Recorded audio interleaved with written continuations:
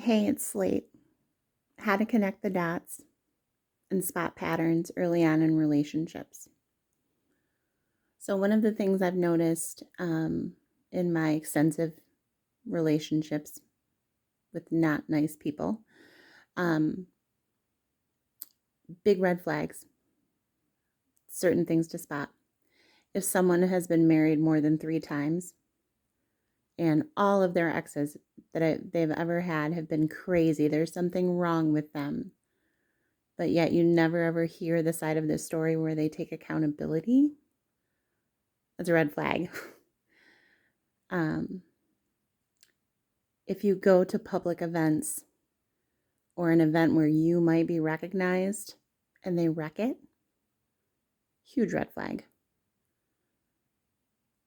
In my experience, we would go to events where I would be working and doing things to help other people.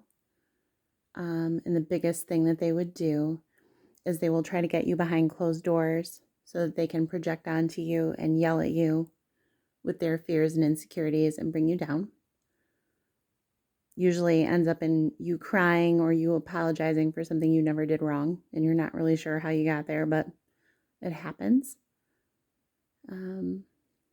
They don't seem to remember event dates.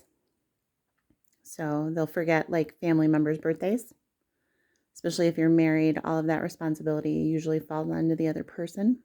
And I've seen it work in both ways where there's like female narcissists and the husband has to remember dates.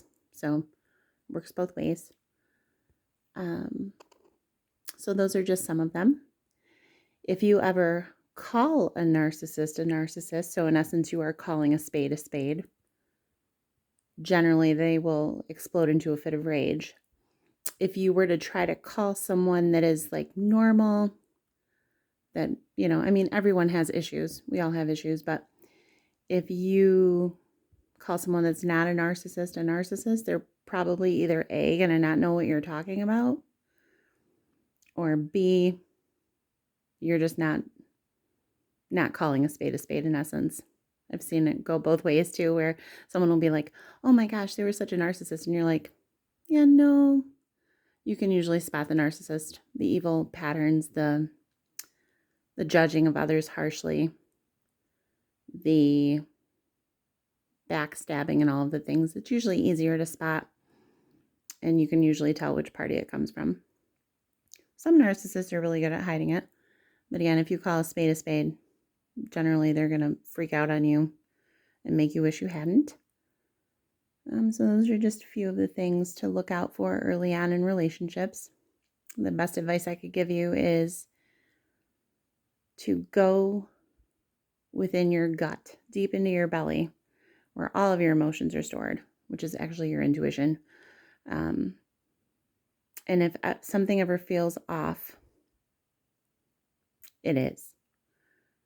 And that is the hardest thing for an empath to do, is to overcome that. Because you're seeing those red flags, but you're trying to ignore them thinking, oh, things will get better, or oh, maybe it's just me. Or if you've been doing this all of your life like I had been, and you've abandoned yourself and you've been gaslit, you think, oh no, there's something wrong with me and they're perfect and everything's fine because everyone likes them. They're great. So those are just a few of the things. Hopefully that helps someone. But hopefully before you get married to someone, you make them mad at least a couple of times to see how they actually are. And that's the easiest way to figure out how a person feels about you, is to make them mad or to tell them no.